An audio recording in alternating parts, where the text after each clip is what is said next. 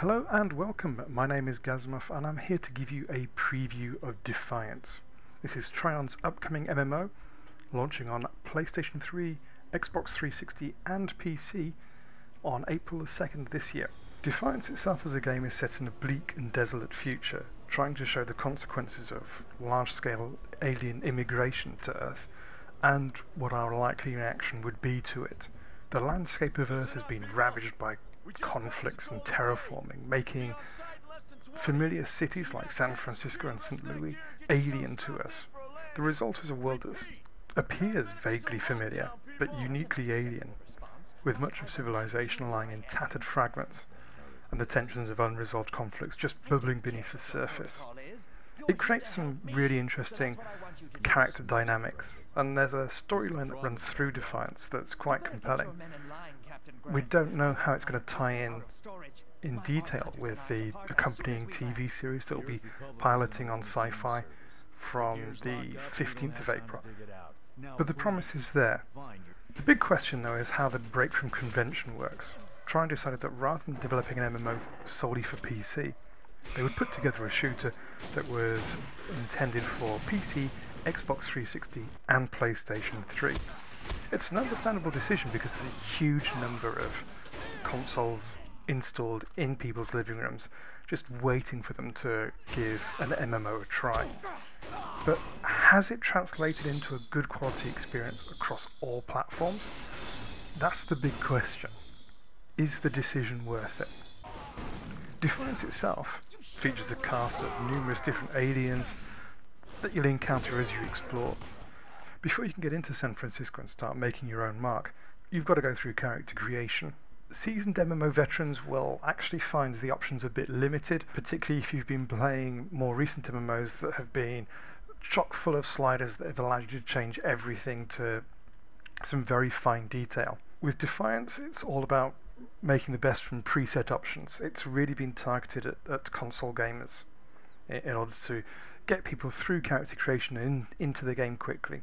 The most important thing though is that apart from cosmetics, starting gear and so on, your options don't seem to make that much of a difference, regardless of whether you choose to play any of the four origins of Outlaw, Mechanist, Survivalist and War Veteran. What makes much more of a difference is something called Environmental Guardian Online, or EGO. Now, this is where both the user interface and the talent system come into play. You get one main ego power, and this can be blur, so you can run quickly, cloak, so you can hide where you are and sneak around a bit, clone, so you can put up a dummy of yourself somewhere that will hopefully distract enemies, and overcharge, which overloads your weapon and allows you to deal more damage. Although you can respec, it's important to pick the right one to start with, as it will influence how you choose to play the game. If you pick an ability that doesn't tie up with your particular playstyle, then you'll end up not using it very often and it feels like a bit of a waste. Alongside the ego abilities or powers, you get perks. Now, these can be things that enhance your particular play, like gaining a particular health regeneration rate whenever you use a particular weapon like grenades, or being able to replenish part of your ammo if you get a successful kill from explosions and stuff like that. They're not huge differences, but they can all add up. You start off with 2 slots for perks to begin with, and that will increase over time. We think it's possible that you'll be able to actually pick up all ego abilities, but you can also respec, which means that ego doesn't really have a differentiating factor for you. You don't need to have friends around with different ego abilities. It's just a way of customizing play to suit your own particular style. As a result, the only reason you'd need to group up with friends or allies is if you come up across something that requires more than just yourself to take down. Now, while it is possible for particular missions, it's not something that's going to be happening on a regular basis, apart from Artful events, which I'll come on to later. The other thing I noticed was that it's possible to use the usual fire, cover and regenerate cycle, although the cover mechanic isn't fantastic in this one. You've got to basically, on the PC, there's a toggle switch to duck and crouch or to pop back up. so you don't have a nice cover system in play. The other problem is that the third-person perspective can make the gunplay feel a little bit flat because you're not getting really into the thick of the action. Yes, you can go into kind of scope view with sniper rifles and so on, but you do feel a bit isolated. That said, the weapons that are going to be thrown at you are fairly wide and diverse. You've got shotguns, you've got assault rifles, you've got sniper rifles, you've got pistols, so you can really kind of tailor your arsenal to your preferred playstyle.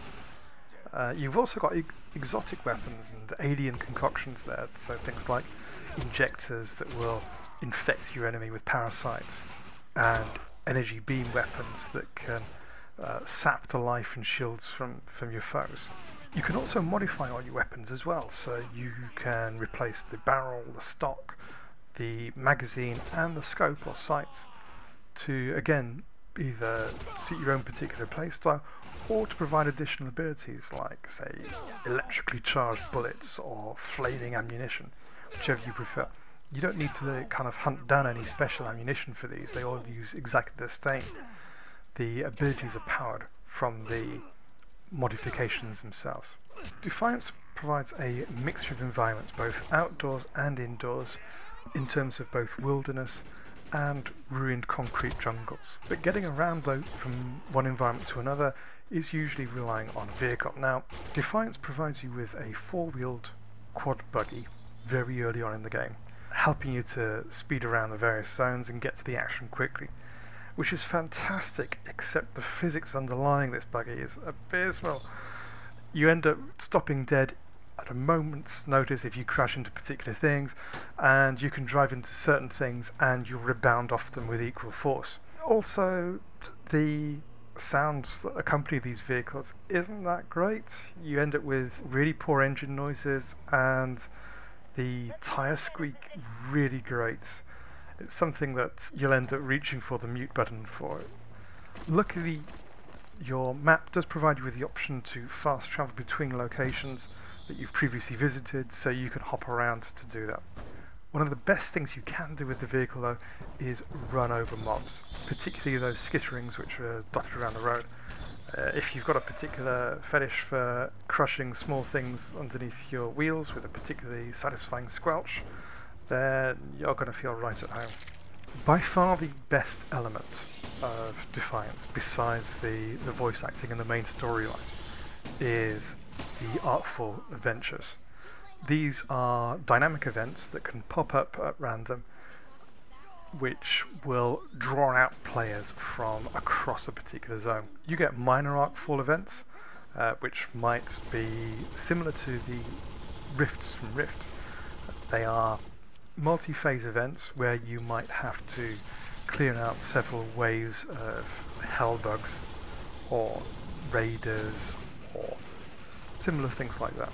You also get major Artful events. Now, I managed to experience one of those during the beta, and it was great fun actually. You had a series of smaller minor Artful events around a particular area. Once you'd taken care of all of those, you could then head over to another point where this huge hellbug type cone rose out of the ground.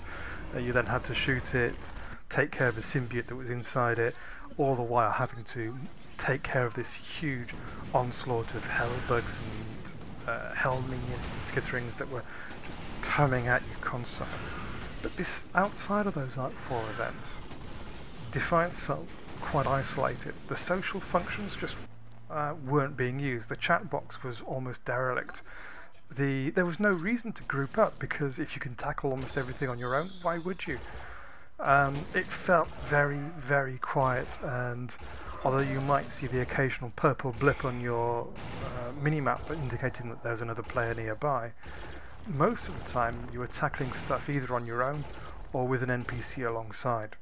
In conclusion, based on my preview experience, I think that Trion faced two challenges. The first was trying to develop an MMO that could be simultaneously released and updated on 3 platforms. The second challenge was to meet a strict timetable to actually deliver the game in a way that coincided with the launch of the TV series on Sci-Fi.